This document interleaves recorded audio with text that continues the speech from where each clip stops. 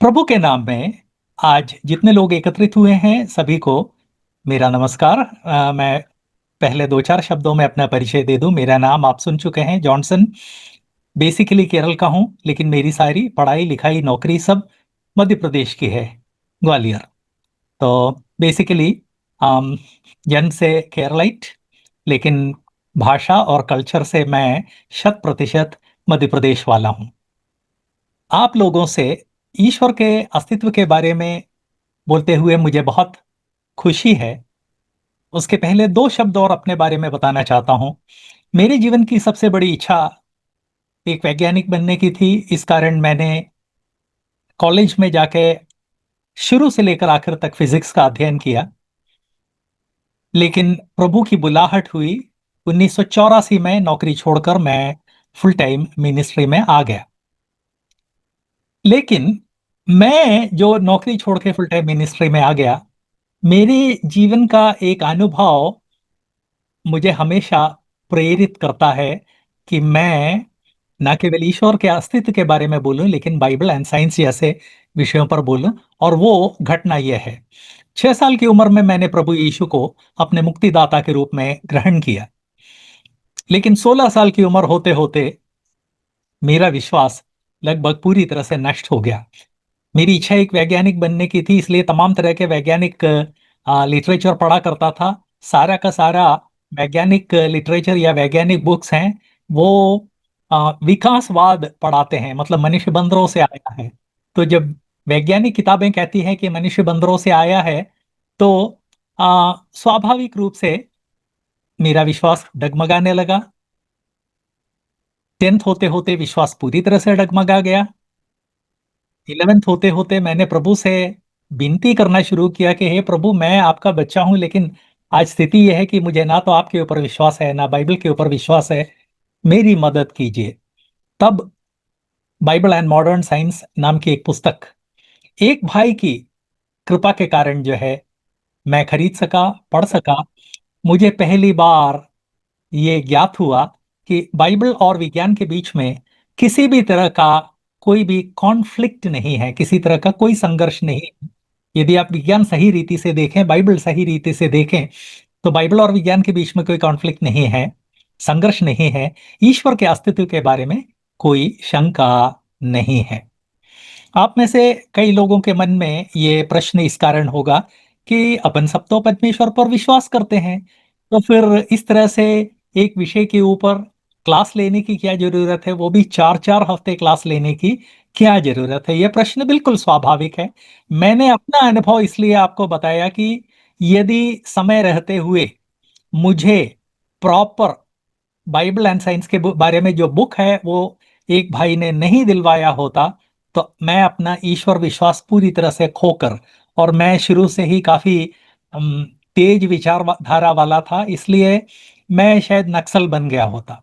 क्योंकि हम जिस समाज में थे वहां इन लोगों का प्रभाव बहुत अधिक था। खूनी दिशा में जाने के बदले प्रभु यीशु ने मेरे आपके लिए जो किया उसके बारे में बताने के लिए आज मैं जो हूं, उसके पीछे उन भाइयों और बहनों का त्याग है, उनकी मेहनत है, जिन्होंने परमेश्वर के अस्तित्व के बारे में, बाइबल और साइंस के बारे में जानने में मेरी मदद की। भजन 14 के पहले पद में हम पढ़ते हैं, भजन 14 के 1 में, मूर्ख ने अपने मन में कहा है, कोई परमेश्वर है ही नहीं, वे बिगड़ गए, उन्होंने घिनौने काम किए हैं, कोई सुकर्मी नहीं। I am thankful to God that he give me an opportunity to speak to all of you brothers and sisters, mostly from Gujarat area. As I introduced, my name is Johnson. I wanted to become a scientist. That's why I went for higher studies in physics. But before that, there was something that I want to remind you.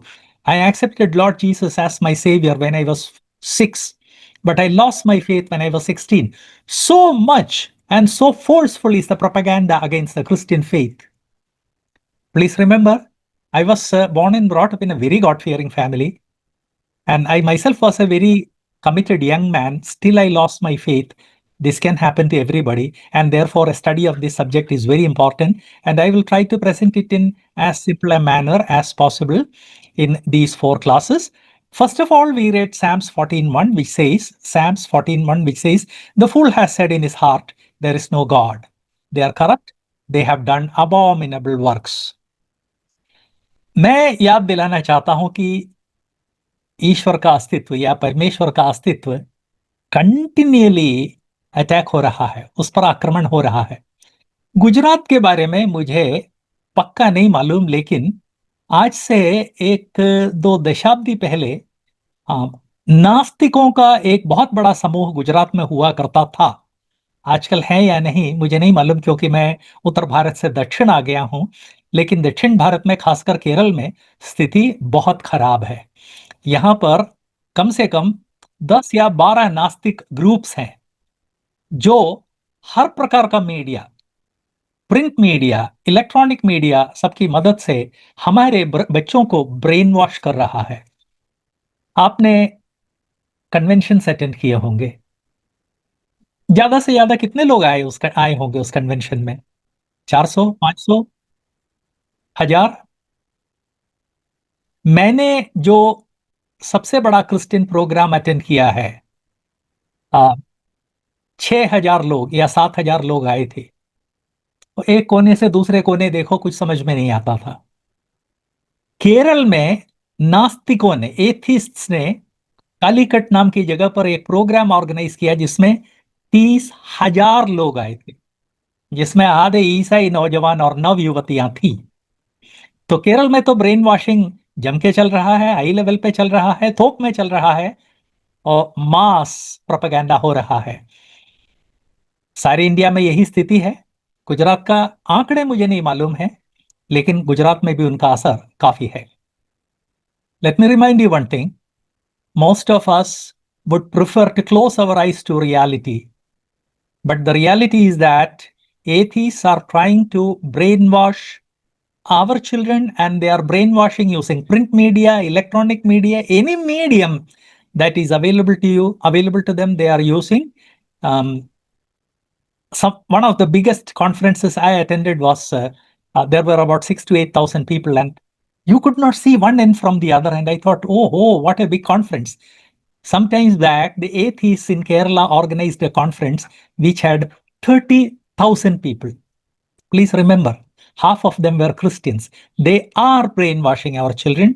Sooner or later, it will come to you. It will come to your church. It will come to your family. So preparation is essential. The question of God's existence is under constant public attack. We Christians have to counter attack. हमको इसके जवाब देने के लिए तैयार होना जरूरी है। हम इस बातों दूसरी बात जो मैं याद, ये पहली बात है। दूसरी बात जो मैं याद दिलाना, अभी सिर्फ पृष्ठभूमि है। जो दूसरी बात जो मैं याद दिलाना चाहता हूं वो ये है कि जब बार बार बार बार बार बार हमारे युवा भाई और बहन इन लोगों के वाद विवाद, आर्ग्यूमेंट्स प्रभु के विरुद्ध, परमेश्वर के अस्तित्व के विरुद्ध सुनते हैं, तो उनका विश्वास डोलने लगता है। आज से कुछ सालों पहले वैज्ञानिकों ने एक प्रयोग किया था। 1 टन, 1000 किलोग्राम वजन का एक स्टील गर्डर एक जंजीर से टांग दिया गया। उसके बाद उसके बगल में चौथाई ग्राम, 1 ग्राम का चौथाई हिस्सा एक कॉर्क टांग दिया गया। एक व्यक्ति खड़े होकर उस कॉर्क को बार बार यूं स्ट्राइक करता था और वो कॉर्क जाकर गर्डर से स्ट्राइक करता था। 1000 किलोग्राम वजन का गर्डर चौथाई ग्राम का कॉर्क उससे टकरा रहा है। स्थिति ऐसे है जैसे कि हाथी से मच्छर टकरा रहा है। हाथी को पता भी नहीं चलता है कि मच्छर टकराया। लेकिन वैज्ञानिक लोगों ने इस प्रयोग को जब जारी रखा तो आध घंटे के बाद वो गर्डर कांपने लगा। उनको लगा कि वाह, हमने एक नई बात को खोज निकाला है। इसलिए उन्होंने उस कॉर्क की मदद से उस गर्डर को स्ट्राइक करना जारी रखा।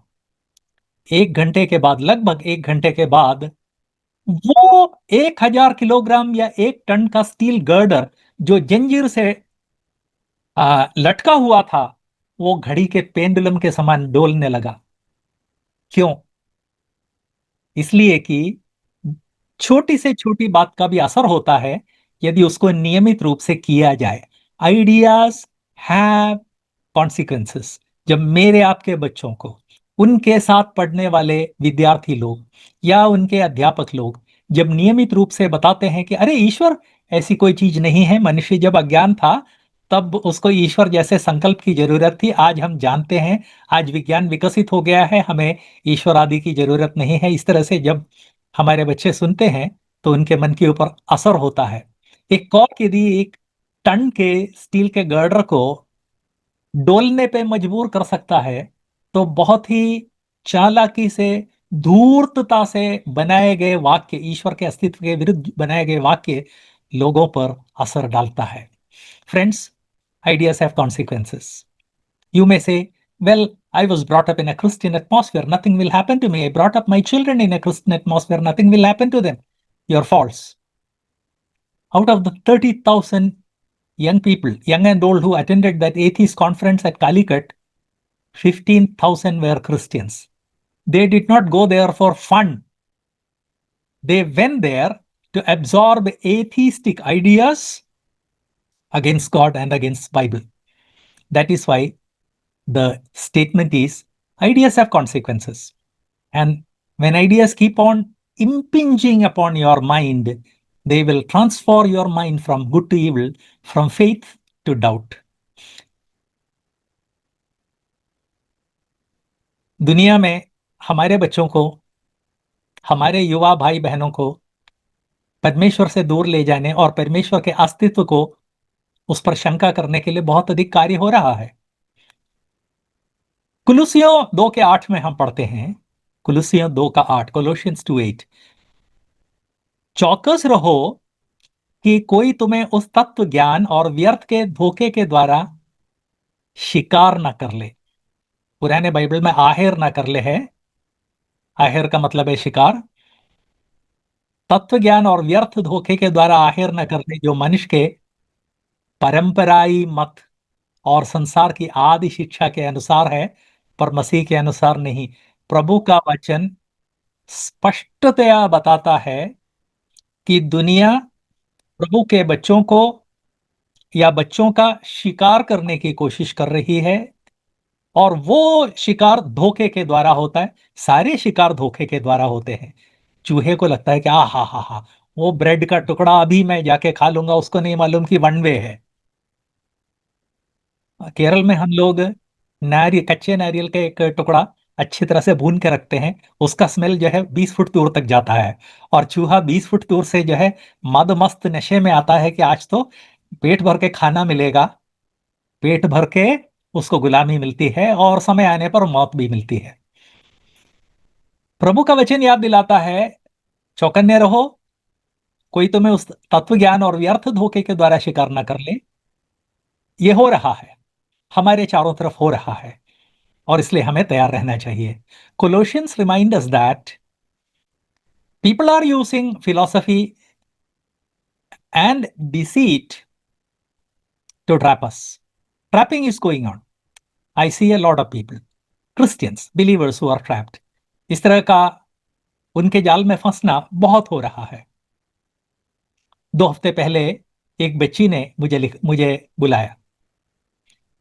उसकी एक साथी है, जो सखी है, जो परमेश्वर पर विश्वास नहीं करती और लगातार ईश्वर के अस्तित्व के बारे में वाद विवाद करती रहती है। विश्वासी है ये बच्ची, एक मंडली में फेलोशिप में है, लेकिन स्कूल विद्यार्थी है। उसने शुरू शुरू में तो अपने मित्र जो सखी है उसके ऑब्जेक्शन का उत्तर दिया, लेकिन उसके बाद ऑब्जेक्शंस एक के बाद एक ईश्वर के अस्तित्व के बारे में इतने आने लगे कि ये बच्ची हैरान हो गई।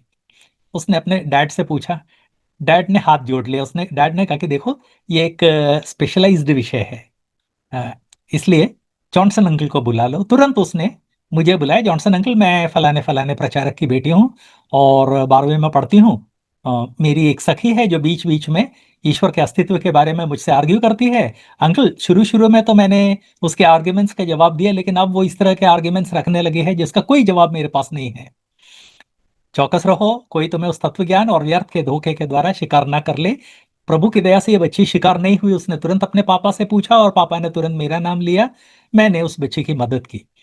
मैं ये बताना चाहता हूं, प्रभु के वचन के आधार पर और हमारे चारों तरफ जो कुछ हो रहा है उसके आधार पर कि इन लोगों का आर्ग्यूमेंट, इन लोगों के जो ये लोग जिस तरह से वाद विवाद करते हैं उसके कारण बहुत सारे लोग ईश्वर के अस्तित्व के बारे में गलतफहमी में पड़ जाते हैं।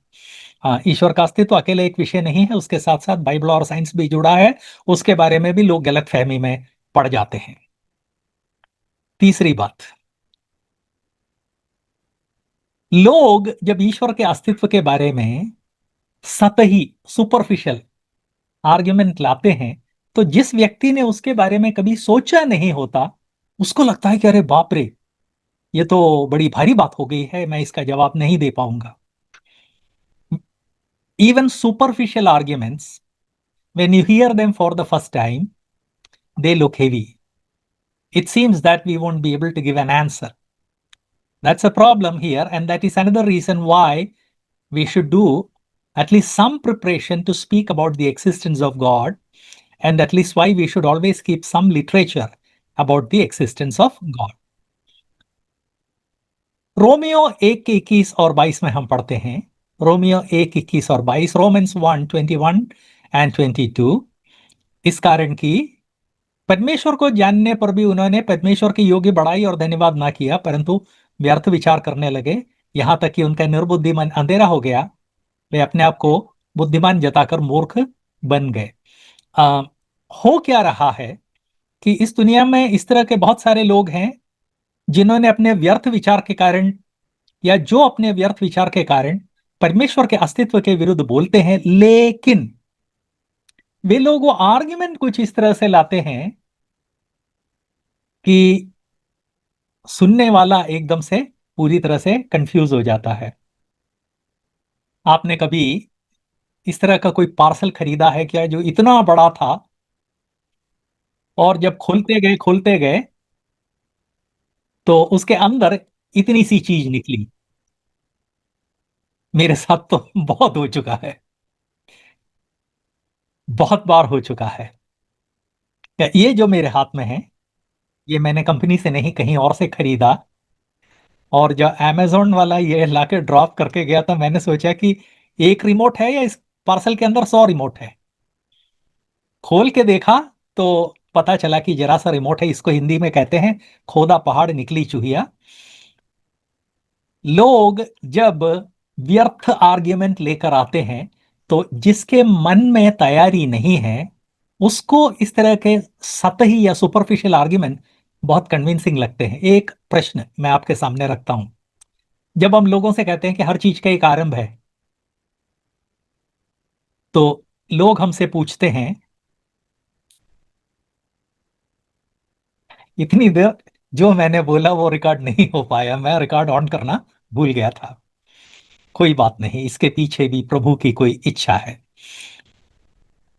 हम अक्सर लोगों से बोलते हैं कि इस विश्व का आदि कारण परमेश्वर है, तो कई बार लोग पूछते हैं कि हर चीज का कारण जरूरी है तो परमेश्वर का भी कारण होना चाहिए। सुनने में एकदम से लगता है कि हाँ हाँ हाँ सही तो कह रहे हैं। सतही सतही आर्गुमेंट कई बार बहुत भारी लगने लगते हैं। मैंने वो जो प्रश्न पूछा उसका जवाब अभी नहीं दूंगा, जिससे कि मेरे श्रोताओं के मन को वो अच्छी तरह से एजिटेट कर सके या मथ सके। उसका जवाब मैं बाद में दूंगा। सी, जब हम लोगों से कहते हैं हु इज गॉड, तो लोग first cause, who made the first cause, many of us don't have an answer. Actually, there is an answer to that question, and the answer is not very difficult. But when the question is placed in front of us for the first time, it definitely looks difficult. चौथी बात जो मैं आपके सामने रखना चाहता हूं, परमेश्वर का अस्तित्व, ये प्रश्न एक सार्वलौकिक यूनिवर्सल प्रश्न है, इसको आप अवॉइड नहीं कर सकते। मैं अपने सामने जिन आउटलाइंस की मदद से बोल रहा हूं, आप में से किसी को चाहिए तो मैं ये सारे के सारे आउटलाइन आपको भेज दूंगा। मेरी आदत है कि मैं चाहे बाइबल स्टडी ले रहा हूं, अपोलोजेटिक्स ले रहा हूं, जिसको भी आउटलाइन चाहिए उसको भेज दूंगा। सिर्फ एक अनुरोध है कि भैया इसका उपयोग करो कम से कम 4 लोगों को तुम सिखाओ, जिससे कि अनुग्रह आगे बढ़े। तो आप में से कई लोग शायद नोट कर रहे हैं, करते जाइए, ये अच्छी बात है। लेकिन कंप्लीट नोट्स मैं आपको भेज दूंगा यदि आप मुझे इन क्लासेस के बाद एक व्हाट्सएप मैसेज भेज दें तो। ओके। तो चौथा पॉइंट यह है कि ईश्वर का अस्तित्व, कई लोग पूछते अरे भैया क्या जरूरत है इन बातों को जानने की, पूछने की, चर्चा करने की। पिछले 3 पॉइंट्स में हमने देखा कि सारी दुनिया ईश्वर के अस्तित्व को नकार कर हमारे बच्चों का दिमाग खराब करने के लिए लगी हुई है, हमारे जवानों का दिमाग खराब कर रही है। और हम उसकी उपेक्षा कैसे कर सकते हैं? इसलिए मैंने कहा चौथा पॉइंट यह है कि ईश्वर का अस्तित्व एक ऐसी बात है जो कि सार्वलौकिक प्रश्न है, और इसलिए हम उसकी उपेक्षा नहीं कर सकते हैं, नहीं करना चाहिए। परमेश्वर ने स्वयं मनुष्य के मन में यह विषय दिया है। इसको हम रोमियो की पत्री 1 के 19 में पढ़ते हैं। रोमियो 1:19 में वहां हम पढ़ते हैं, इसलिए कि परमेश्वर के विषय का ज्ञान उनके मनों में प्रकट है। The fourth point that I want to place in front of you today is that the question of God and God's existence is universal. It cannot be avoided. You may avoid it, but tomorrow your son, your daughter, your nephew, niece, or somebody in the church may come ask you this question. So you need to be prepared. And the word of God is very clear in Romans 1:19-20. Romans 1:19-20, that because that which may be known of God is manifest in them, for God hath showed it unto them. God has kept an awareness about himself in their hearts, and the world is trying to take it away. That's why this is a universal question, because in everybody's heart, everyone's heart, there is a consciousness about God, but atheists are trying to wipe out that consciousness with the help of artificial, contrived arguments. पांचवी बात जो मैं आपको याद दिलाना चाहता हूं, कई लोग कहते हैं भाई ईश्वर का अस्तित्व है या नहीं। मैं तो मानता हूं, और इस मामले में मैं कुछ अधिक सोचना नहीं चाहता। तटस्थता, मैं इस मामले में तटस्थ हूं, निष्पक्ष हूं, मैं किसी पक्ष का समर्थन नहीं करता। ऐसी कोई बात नहीं है। जब दौड़ हो रही है, मान लीजिए आप एक दौड़ में हैं, तो आप या तो आगे को दौड़ रहे हैं या आप पिछड़ रहे हैं। इन दो के अलावा कोई तीसरा नहीं है। आप यदि दौड़ के बाहर हो जाते हैं तो अभी आप पिछड़ गए हैं। दूसरों के बराबर दौड़ते नहीं तो भी पिछड़ गए हैं। पीछे को दौड़ते हैं तो भी पिछड़ गए हैं। एक दौड़ में सिर्फ दो ही चॉइस है, या तो आप आगे की ओर अग्रसर हो रहे हैं या पिछड़ रहे हैं। परमेश्वर के अस्तित्व के बारे में भी हम एग्जैक्टली ये दो ही पोजीशन ले सकते हैं। या तो परमेश्वर के अस्तित्व पर विश्वास करके पूरे कॉन्फिडेंस के साथ उसको हम डिक्लेयर करें, या हम यदि चुप रहते हैं तो उसके कहने का मतलब यह है मुझे नहीं मालूम, मुझे विश्वास नहीं है, विश्वास नहीं है, इसीलिए तो मैं चुप रह रहा हूं। प्रभु का वचन बहुत साफ साफ कहता है। हम उस देखिए, मत्ती का शुभ संदेश 12:30, मत्ती 12:30 में हम पढ़ते हैं, जो मेरे साथ नहीं वो मेरे विरोध में है, जो मेरे साथ नहीं बटोरता वो बिखराता है। हम ईश्वर के अस्तित्व को या तो स्ट्रांगली पकड़े रहें, या हम यदि उसको नहीं पकड़ते हैं तो उसका मतलब यह है कि हमारे मन में शंका है, इसलिए हम जो है नाटक कर रहे हैं कि मैं तो तटस्थ हूं। इस मामले में कोई तटस्थता नहीं है। इस बात को याद रखें। जब एक बच्चा, हाँ, उत्तर भारत में अभी भी गांव में कुएं हैं, ऐसे कुएं जिसकी मुंडेर नहीं होती है, फ्लैट, जिसके अंदर कोई भी गिर सकता है। और अभी भी रोज मैं उत्तर भारत से दैनिक भास्कर अखबार में पढ़ता हूं कि बोरवेल का जो गड्ढा है खोदा, उसके बाद वो सब उखाड़ के ले गए, उसको ढाका नहीं, को बच्चा उसमें गिर गया। सुनते हैं या नहीं सुनते हैं? मान के चलिए कि कल को आप एक बोरवेल के सामने खड़े हुए हैं जहां काफी गहरा गड्ढा है, या किसी कुएं के सामने खड़े हुए हैं जिसकी मुंडेर नहीं है। आपका जो सबसे बड़ा दुश्मन है उसका 3 साल का शिशु, हाथों और घुटनों पर रेंगते हुए कुएं की तरफ जाता है। आपका सबसे बड़ा दुश्मन, जिसने आपको हर तरह से लूटा है, उसका उसका 3 साल का शिशु उस कुएं की तरफ जा रहा है। आप दौड़कर उस बच्चे को उठाएंगे या नहीं उठाएंगे? क्या आप प्रार्थना करते रहेंगे, प्रभु आपकी इच्छा हो तो उस बच्चे को बचा लेना, आपकी इच्छा हो तो उस बच्चे को बचा लेना, मैं तो तटस्थ रहूंगा, न्यूट्रल रहूंगा, पक्ष नहीं लूंगा? बोलेंगे या नहीं बोलेंगे? नहीं बोलेंगे। हम में से कितना भी, हमारा कितना भी जानी दुश्मन क्यों ना हो, यदि उसका बच्चा कुएं की तरफ रेंगते हुए जा रहा है, बोरवेल का जो गड्ढा है जिसको क्लोज नहीं किया गया उसकी तरफ रेंगते हुए जाता है, तो हम तटस्थ नहीं रहेंगे। भले ही दुश्मन का बच्चा हो, हम दौड़कर उसको उठा लेंगे, उसका जीवन बचा लेंगे। आज हमारे बच्चों की यही हालत है, जो वो 3 साल के बच्चे के समान है, जो अनजाने उस गड्ढे की तरफ जा रहा है, जो उसको हमेशा हमेशा के लिए नास्तिक बना देगा। आप कहेंगे कि जॉनसन ब्रदर मजाक करते हैं क्या? मैंने तो मसीही जगत में किसी बच्चे को नास्तिक होते नहीं देखा। आपने कितना मसीही जगत देखा है? एक मंडली, दो मंडली, अपने शहर के 4-6 मंडलियां, या 4-6 क्रिश्चियन चर्चेस? ये मसीही जगत नहीं है। आज सारे हिंदुस्तान में 4 करोड़ के करीब मसीही लोग हैं, लाखों चर्चेस हैं, और इन चर्चेस में से लोग थोक में ईश्वर पर जो विश्वास है उसको खो रहे हैं। आप पूछेंगे कि मुझे क्यों नहीं दिखाई देते? बिल्कुल सही बात है, आपको क्यों नहीं दिखाई देते? आप जिस शहर में रहते हैं वहां एक दिन में कम से कम 50 लोगों को टाइफाइड होता है, 50 लोगों को पीलिया होता है, 500 लोगों को फ्लू होता है। आप इन सबको देखते हैं क्या? नहीं।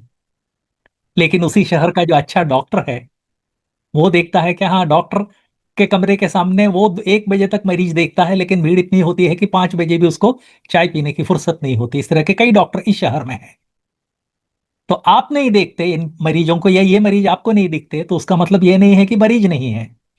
उसी तरह से मैं, चूंकि पिछले लगभग 55 साल से इस विषय में मसीही जगत के युवाओं से चर्चा करता रहता हूं, इसलिए मुझे तो सब जगह युवा दिखते हैं जो विश्वास त्याग कर रहे हैं। ब्रदरन असेंबलीज में भी थोक में विश्वास त्याग हो रहा है, लेकिन वो शायद आपके शहर में ना हो। जब हमारे आपके बच्चे हायर एजुकेशन के लिए शहर छोड़कर बेंगलोर में या मणिपाल में या अन्य जगह जाते हैं, तब वहां पर वे लोग विश्वास त्याग करते हैं। न केवल विश्वास त्याग करते हैं, विश्वास त्याग के साथ साथ जिन नैतिक मूल्यों को उन्होंने अपने घर में सीखा है उसका भी त्याग करते हैं। आपको इसलिए नहीं दिखता कि आप उनके बीच में कार्य नहीं करते, मुझे इसलिए दिखता है कि मैं उन लोगों को नया जीवन देने के लिए बैठा हूं, इसलिए सुबह से शाम तक इस तरह के जवान युवा और युवती मुझे दिखते हैं, मुझे अप्रोच करते हैं। I want to tell you my dear brothers and sisters, there are many people who say, well, um, I'm neutral in this matter. Please remember, as far as the existence of God is concerned, there is no neutrality. Either you believe or you believe that God doesn't exist. No neutrality. And I gave an example. There are many areas of our life where neutrality is not possible. I was telling about a well common in North India, South India also, which don't have a boundary wall. And people can fall, people do fall. Children do fall into borewells which are not closed, borewell holes which are not closed. And in Hindi, I had told, suppose your arch enemy who has always done harm to you, you suddenly spot your arch enemy's 3-year-old infant crawling towards that well. Would you say, I am neutral? I'll pray to God, Lord, if it is your will for that child not to die, then protect him. No. Even the harshest Christian, even if it is your enemy's child, you will run to that child and grab him before he falls into that well. We read this kind of incidents every day. No neutrality there. In the same way, when it comes to the existence of God, no neutral. Either you believe or you don't believe. And the Lord made it very clear in Matthew 12:30, he that is not with me is against me. No neutrality. He that gathers not with me scatters. Please remember that. छठवीं बात जो आज मैं आपको याद दिलाना चाहता हूं, वो ये है कि ईश्वर के अस्तित्व के बारे में हम जो कुछ सोचते हैं वो हमारे पूरे नजरिए को बदल देता है।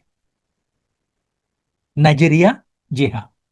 नजरिए का मतलब है हम किस दृष्टि से संसार को देखते हैं।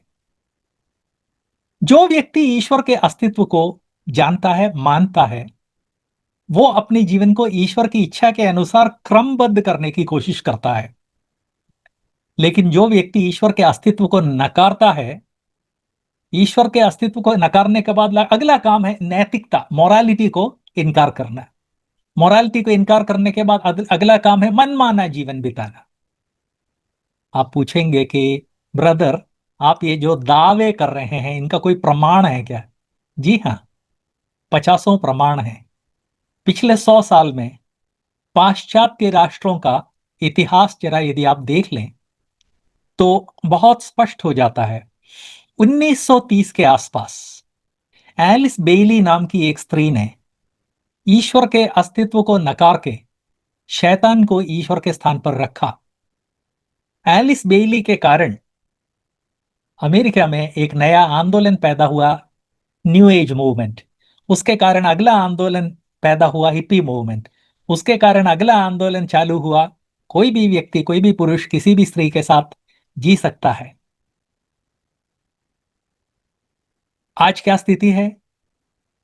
हम में से कई लोगों को एक गलतफहमी है कि अमेरिका एक ईसाई देश है। नहीं।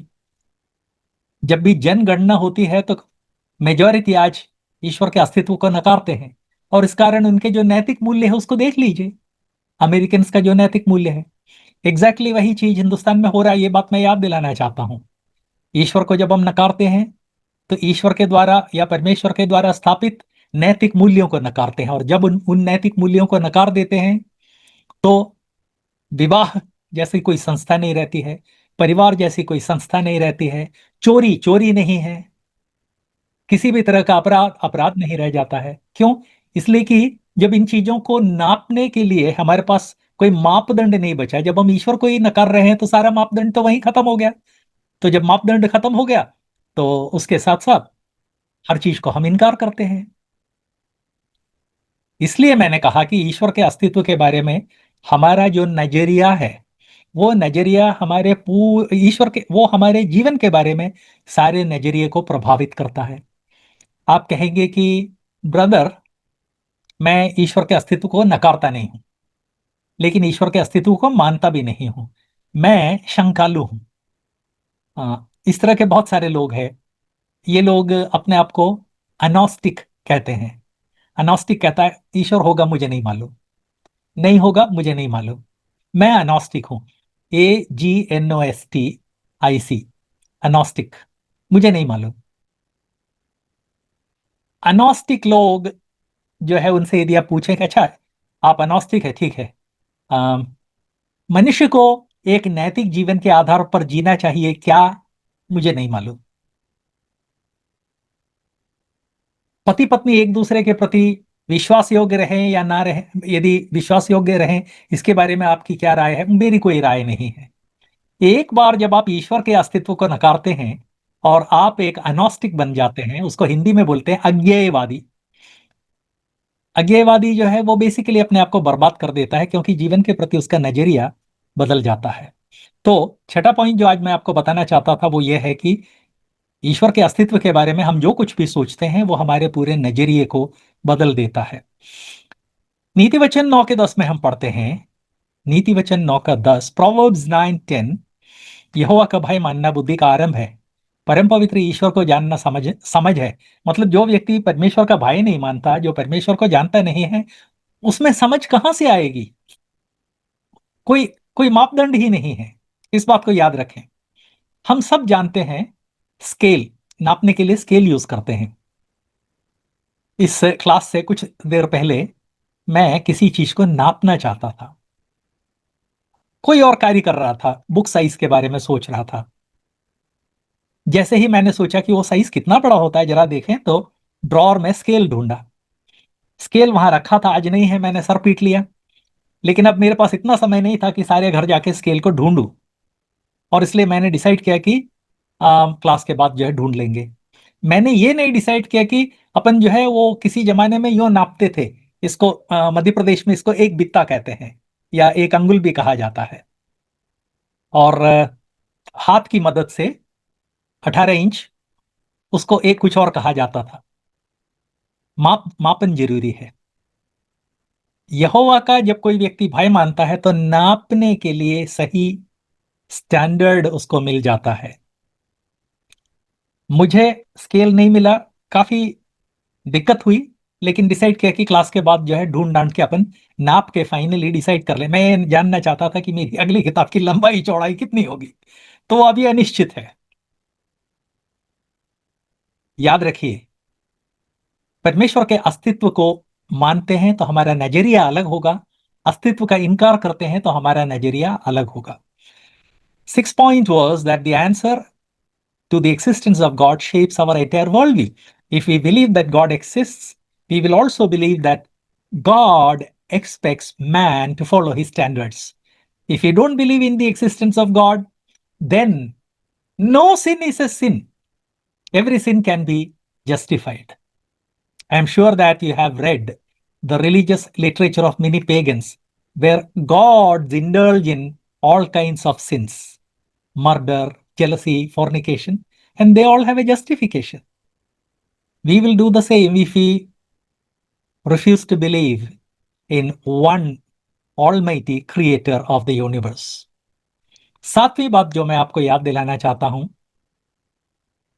हमारे जो नैतिक मूल्य हैं वो इस पर निर्भर करता है कि हम ईश्वर के अस्तित्व को मानते हैं या नहीं मानते हैं। As to whether we walk by moral values depends upon whether we believe in God or not.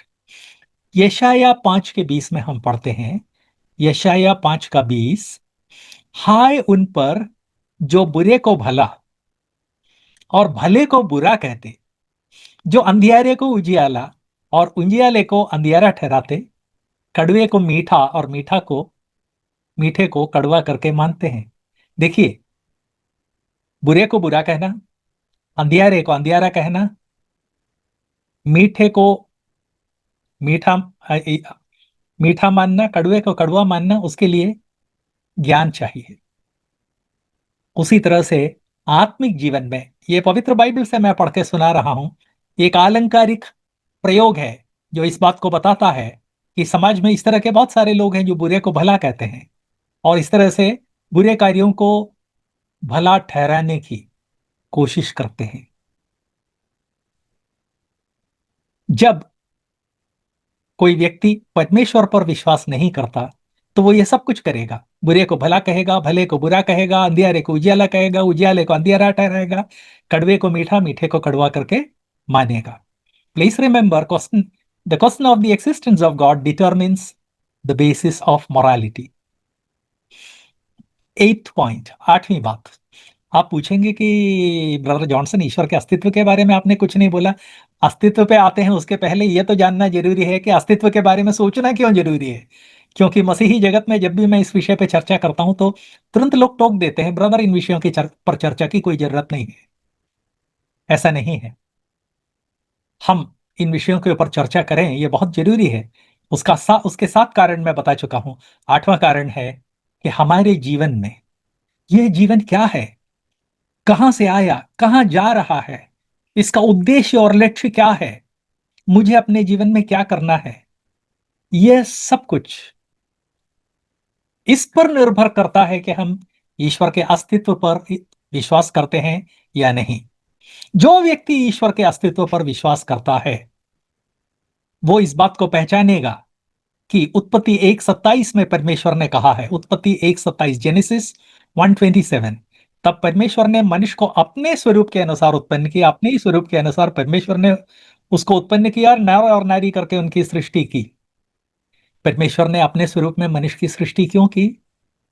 परमेश्वर और भी किसी तरह से कर सकते थे, इसलिए कि मनुष्य परमेश्वर के साथ संगति में रहकर पुराने नियम के अनुसार प्रभु यीशु के स्वरूप में रूपांतरित होता चला जाए, जिससे कि प्रभु का मन उसके मन में रूप ले ले, जिससे कि वो जो कुछ सोचे जो कुछ बोले, जो कुछ करे, वो प्रभु की इच्छा के अनुसार हो। तो इसलिए ईश्वर के अस्तित्व के बारे में जानने के लिए जो 8वां कारण है, वो यह है कि ईश्वर के अस्तित्व को जब हम मानते हैं, तब जीवन का लक्ष्य, जीवन का उद्देश्य, जीवन की दिशा, इन सब के ऊपर असर पड़ता है। जो लोग ईश्वर के अस्तित्व को नकारते हैं, उनके जीवन में कोई दिशा नहीं होती है, कोई भी दिशा नहीं होती है। ये बात मैं याद दिलाना चाहता हूं। मैंने इस तरह के बहुत सारे लोगों से बातचीत की है जो अम, ईश्वर के अस्तित्व का इनकार करते हैं। उनसे अक्सर मैं पूछता हूं, अच्छा एक बात बताइए, अ, इस जीवन का क्या लक्ष्य है? जवाब, एक स्पष्ट जवाब नहीं होता है। आपके जीवन का क्या लक्ष्य है? स्पष्ट जवाब नहीं दे पाते हैं। ये चूंकि मेरा फील्ड है, इसलिए मैं आपको याद दिलाना चाहता हूं कि लोगों से टकराता ही रहता हूं, और जब लोगों से टकराता रहता हूं तो उनसे इस तरह के प्रश्न पूछा करता हूं। और चूंकि मैं बहुत पूछता हूं, इसलिए देखता हूं कि लोगों के मन में, लोगों के मुंह में कोई जवाब नहीं है। प्रिय भाइयों और बहनों, 4 जो क्लासेस मैं लेने की सोच रहा हूं, उसमें आज के क्लास में मैंने विषय जो कवर किया वो यह है कि ईश्वर के अस्तित्व के बारे में जानना क्यों जरूरी है। कई बार हम इस प्रश्न की उपेक्षा करते हैं। कई बार जब बताया जाता है कि ईश्वर के अस्तित्व के बारे में चर्चा करेंगे, तो लोग तुरंत आपत्ति करते हैं, हम सब ईश्वर को मानते हैं, इस विषय पे चर्चा करने की जरूरत क्या है। आ, आप में से पता नहीं कितने लोगों को यह अनुभव है। 1972 से मुझे बार बार इनविटेशन मिलता है इन विषयों के ऊपर बोलने के लिए। जब मैं मध्य प्रदेश में था, तो एमपी के आसपास के कई शहरों में जाकर संदेश देता था। लेकिन कई बार ऐसा हो चुका है कि प्रोग्राम के लिए मुझे निमंत्रित किया गया, समय दिया गया, टाइम टेबल दिया गया, मैंने आने जाने का टिकट रिजर्व करवाया, आखिरी मोमेंट पर मंडली का मुखिया जो है वो मुझे बुला के कहता है, ब्रदर मुझे माफ करना, मैं आपका अपराधी हूं, प्रोग्राम कैंसिल हो गया है। क्यों भैया, कैंसिल क्यों हो गया है? चर्च में कुछ लोगों का कहना है कि इन विषयों पर चर्चा की कोई जरूरत नहीं है, फिनिश्ड। कई संस्थाओं ने मुझे बुलाया है, वहां पर भी यही स्थिति हुई है। जब संस्था के जो चीफ हैं सब एकत्रित होते हैं, कौन है जो ईश्वर के अस्तित्व के बारे में सुनना कोई है क्या यहाँ जो उस विषय पर डाउट करता है? तो सबकी हवा गुम हो जाती है। तो फिर इस तरह के प्रोग्राम की क्या जरूरत है, कैंसिल। 2 महीने पहले भी इस तरह का एक प्रोग्राम मेरा केरल में कैंसिल हुआ। 6 महीने पहले मुझे बुलाया गया। 6 महीने पहले से मैंने तैयारी की बाइबल एंड साइंस के ऊपर। मलयालम भाषा में मुझे 4 घंटे का लेक्चर देना था। 1.5 घंटे का और उसके बाद 1 घंटे का क्वेश्चन आंसर। जम के मैंने तैयारी की। यहां से लगभग 2 घंटे दूर एक जगह जाना था। प्रोग्राम के 48 घंटे पहले मुझे आयोजक ने बुला के कहा, ब्रदर जॉनसन वो प्रोग्राम कैंसिल हो गया। क्यों? आयोजकों में से कुछ लोगों का कहना था कि बाइबल और साइंस जैसे विषय पर चर्चा की कोई जरूरत नहीं है। कल को इन्हीं आयोजकों के लड़के लड़कियां जब ईश्वर के अस्तित्व और बाइबल एंड साइंस के बारे में अपने बापू से प्रश्न पूछेंगे, और जब उनकी बोलती बंद हो जाएगी, तो वो लोग मुझे, बच्चों को मेरे पास भेजेंगे। ऐसा सैकड़ों बार हो चुका है।